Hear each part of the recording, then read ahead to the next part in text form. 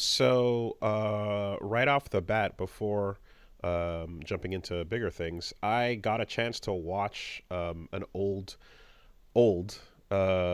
movie by I guess today's standards from the year 2022. Oh my God. There was a film released called The Menu. Oh yeah. Did you hear about it? I've heard about it. I've seen little bits and pieces of it. It's got that bitch with the eyes in Anna it. Taylor-Joy.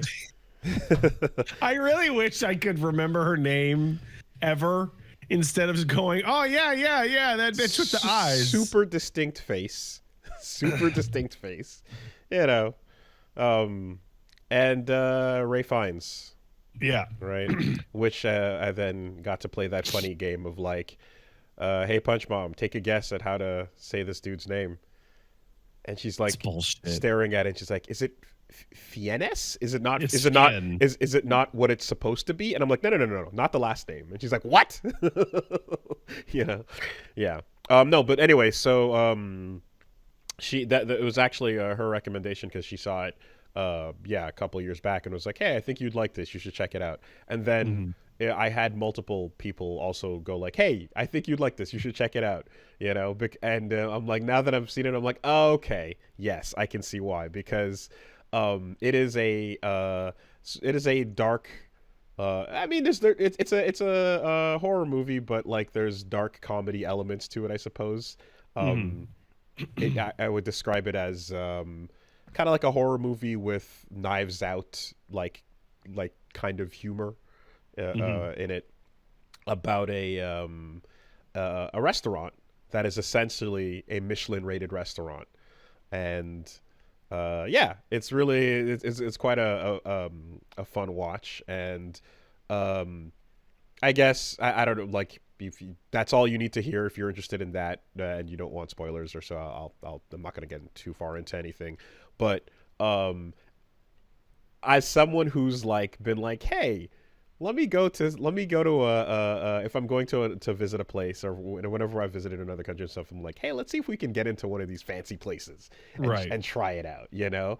And fortunately, um, yeah, Punch Mom and I have been able to eat at least four times at one of these fancy schmancy places, and Mhm. the way that it's depicted in this movie is it's super duper accurate because they got all the real people that do that, and it's Mhm. quite hilarious to see them just take the piss out of this because it is true that like um especially when you're looking at places that are Michelin rated, right? So the Michelin Tire Company, the place that like that Mhm. with the Michelin Man and stuff, like there's a whole goofy thing about how they went from like they sell tires, but also we want you to go places with them. So let's come up with a reason for that.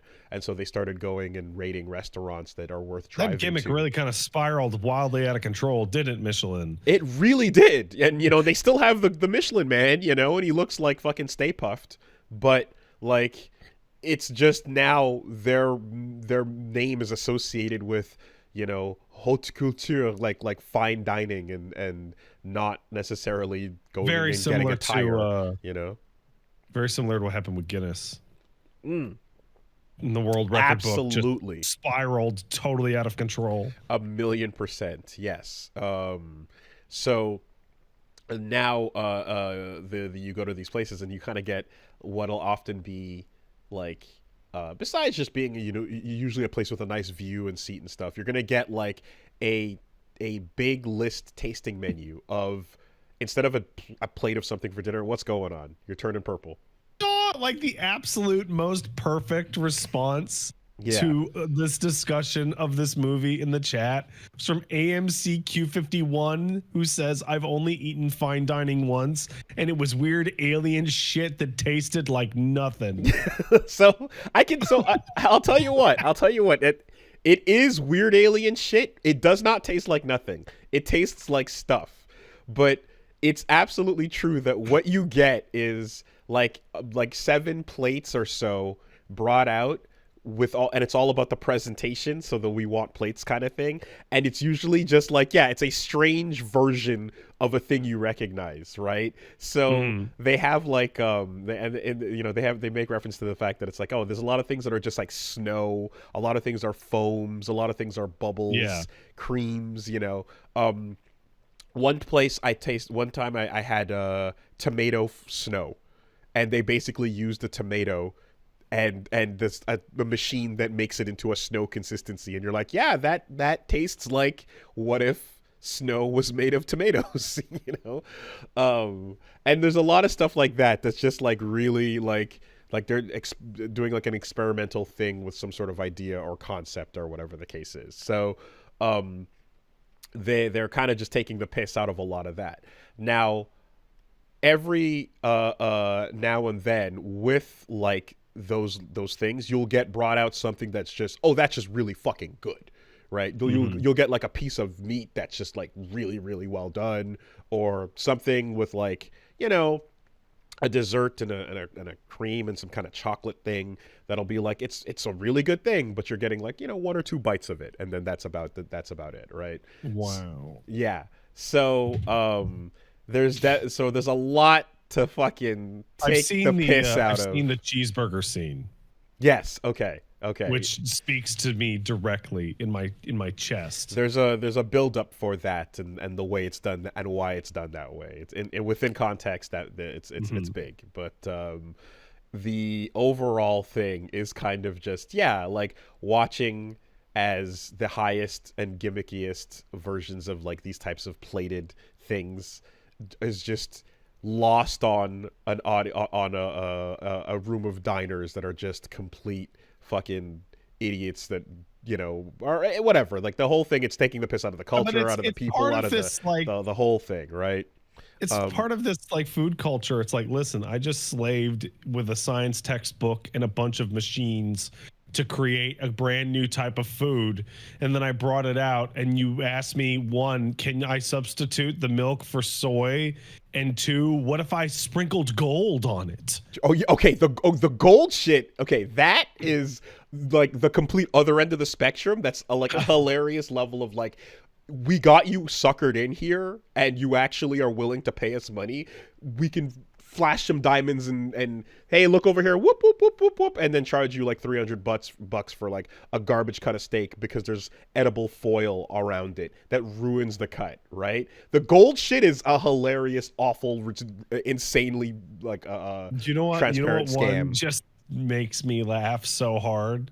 You ever seen these videos, these people at these fancy restaurants with the sommelier walking around, and the sommelier has this gigantic glass tube of wine that they're holding stuck with their thumb, and they just hold it over your No, glass I and haven't. open up their thumb. I And haven't. it's like, why don't you just pour a glass of wine just right Right through over your your fingers hands. into my glass? I've never seen that. Fucking disgusting, but it's fancy. Yeah.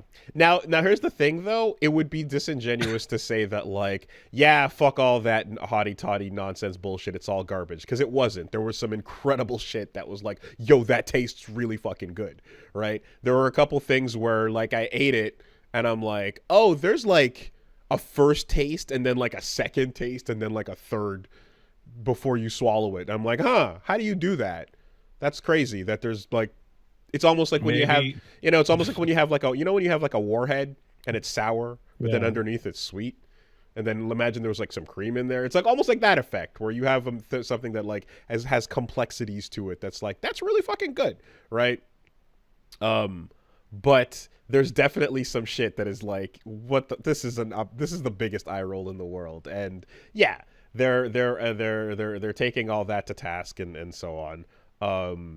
I feel like in addition to that, of course, is just, yes, there's the idea of like, can you just make some real fucking food, please? You know, at the end of the day. And um, while that is kind of like this sterling example of just like cutting through the bullshit, um, it feels as if like uh, um, high culture, like fine dining and all that, even if this is a criticism you're making of it, of like, where's the real food? Fuck all this like snow foam Mhm. air shit. Um, there's still places that go, hey, we're presenting on this fine menu just a basic ass plate of lasagna or a basic burger or something like that. That is just like, it's essentially what Anthony Bourdain was about, like going and finding street food and then telling you like Mhm. what the deal and story was behind it and stuff like that. They kind of do that anyway. So in a way, like the critique of this fine dining culture subsumes all criticisms into itself because And it now can everyone who's in this culture must die.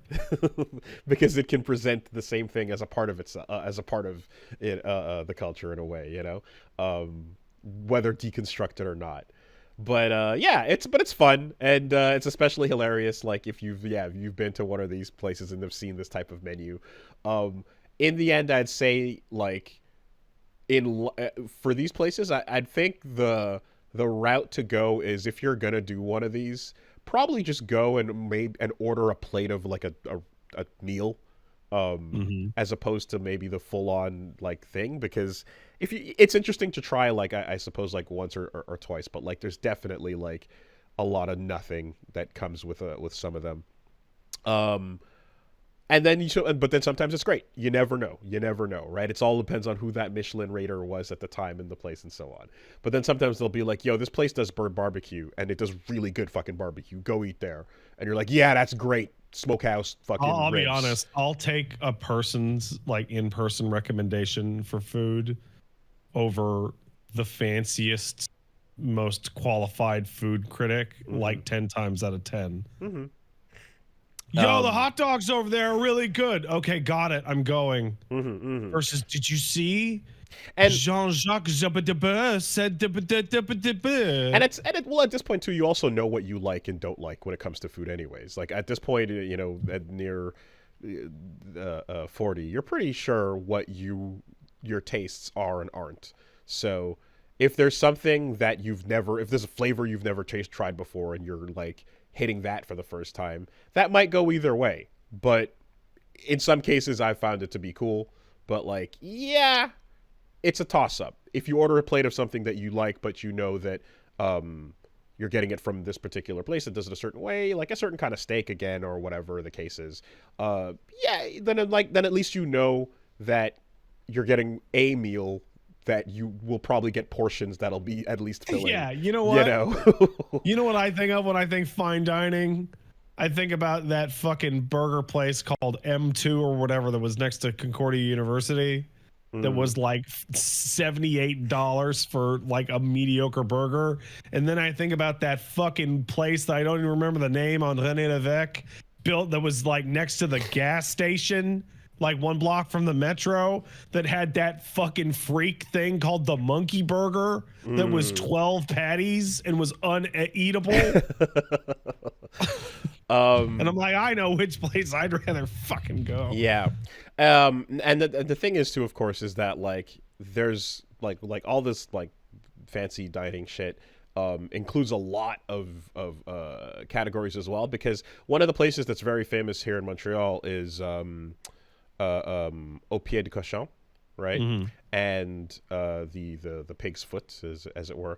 And that's a place that's like highly recommended and highly rated and so on, and is very popular.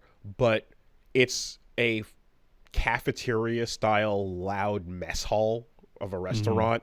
Like you're just going in and getting a tray and sitting down at like a random ass like not fancy table, and they're bringing out stuff like they have like a chicken in a can with some juices as one of their dishes, and everything is kind of presented very mess hall Mm-hmm. kind of ladle style, but the taste is good, you know, and that's the whole point, right? So anyway, that all that aside, if you've got any curiosity about that style of culture and all that shit, it's a fun movie to watch.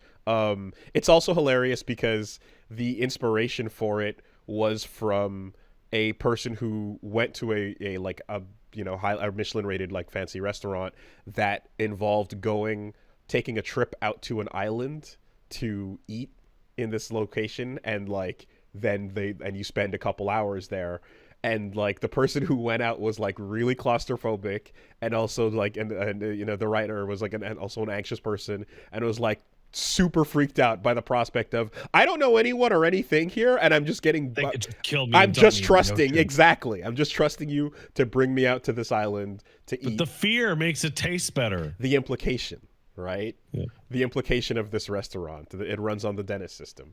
So yeah. Anyway, the menu is good shit for that. It's also kind of wild and hilarious because it was released in 2022. It's smack dab in the middle of COVID, and there's like full on references to it. So like any things that I don't know how much media was released in that time frame that is directly referencing it in that way, but in the future that's going to be a wild one to be like, oh yeah, this happened within this 2-year period where it was. It's kind of strange. At its I peak. have not personally encountered many forms of media that reference Corona even happening at all, despite taking place in modern day. Like, it feels like the majority of things are going to just kind of pretend that it didn't really happen. The only one that I can think of that I like saw was in Infinite Wealth. Okay. Yeah. So like part of the story, part of the like the fact that this was, yeah, restaurants got fucked over during COVID like heavily by the by the lockdown, and that's actually part of the what's going on and what is in there. So yeah, it's a fun one, and it it's I'm trying to think of like whatever the category is for like it's a horror, but like there's like Are little you kinda, like, there's rooting for there's the like villain there's like 'cause the Wes people are Anderson awful? music playing, behind the wipeouts that are occurring, basically, like that thing. So yeah. Anyway, the menu was fun.